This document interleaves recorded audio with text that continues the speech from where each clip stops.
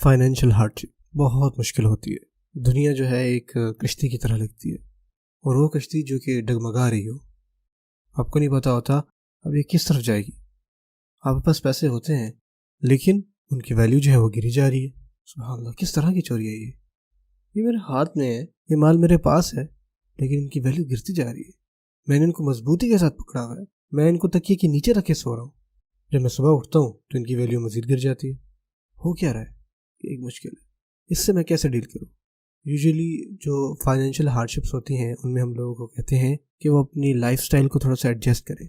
بہت دفعہ ایسا ہوتا ہے کہ ہم وہ چیزیں خرید رہے ہوتے ہیں جن کی ہمیں ضرورت نہیں ہوتی، ہم پیسے اس اعتبار سے خرچ کر رہے ہوتے ہیں کہ یار دیکھو ہمارا اچھا وقت چل رہا تھا، ہم لے سکتے ہیں، اب اتنے پیسے نہیں ہیں ہمارے پاس۔ اب اپنی فیملی کو بلائیں، ان سے بات کریں، ان کو بتائیں کہ دیکھیں ہمارے اب حالات ویسے نہیں ہیں، ہو سکتا ہے کہ بچوں ہمیں آپ کو اس اسکول سے نکالنا پڑے کیونکہ اس کی فیس بہت زیادہ ہے، ہم آپ کو کہیں اور داخل کرواتے ہیں۔ آنیسٹ رہیں، اس سے آپ آرام سے سروائیو کر پائیں گے۔ میں آپ کو ایک اور اسکول میں داخل کروا دیتا ہوں بیٹا۔ ہوتا ہے کیا ہے کہ آپ یہ نہیں بتا پاتے کیونکہ آپ بہت امبیرس فیل کر رہے ہوں۔ اگر ایسا ہے تو کم از کم اپنی بیوی کو بتائیں، ان کو کنونس کریں، ان کو بتائیں، ان کو سمجھائیں کہ بیٹا ہمیں یہ کرنا ہی ہوگا۔ جیسے آپ ایک پروڈکٹ بیچتے ہیں نا، ویسے ان سے بات کریں، لیکن آپ کو اپنی زندگی کو ڈاؤن گریڈ کرنا ہے۔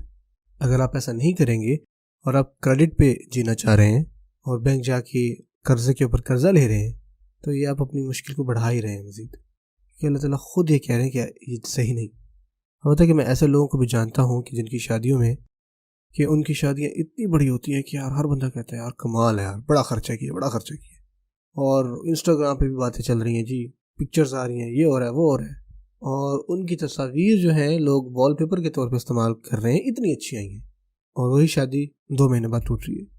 لیکن جس باپ نے وہ شادی ارینج کی تھی وہ اب 2 سال 3 سال بینک کا قرضہ اتار رہا ہے۔ یہ چہرہ آپ کو انسٹاگرام پہ نظر نہیں آئے گا۔ اس سب کے بعد کس نے اس بندے کو کہا تھا کہ اتنا زیادہ لون لے، وہ بھی ایک شادی کے لیے؟ کیوں؟ مسلمان کون ہوتے ہیں؟ مسلمان وہ ہوتے ہیں جو سمپل شادیاں کرتے ہیں، وہ بھی مسجد میں، اور کچھ کھجورے بانٹتے ہیں بس۔ اگر آپ افورڈ نہیں کر رہے تو کوئی بات نہیں، آپ کی شادی ایسے بھی ہو جائے گی۔ ولیمہ کیا ہے؟ آپ ہوں گے، آپ کے فیملی ممبرز ہوں گے، آپ کے بھائی، آپ کے بہن، ساروں کو بلائیں، محلے داروں کو بلائیں، چلو جی۔ مہر کیا تھا؟ بیسک اماؤنٹ تھی، الحمدللہ۔ اس میں آتی برکت، اللہ تعالیٰ اس کی مدد فرماتے ہیں، آپ سروائیو کر پائیں گے، آپ ایک خوش زندگی جی پائیں گے۔ سب کچھ فگرز کے بارے میں نہیں ہوتا۔ اللہ تعالیٰ یہ معاملات ہمارے لیے آسان فرمائے۔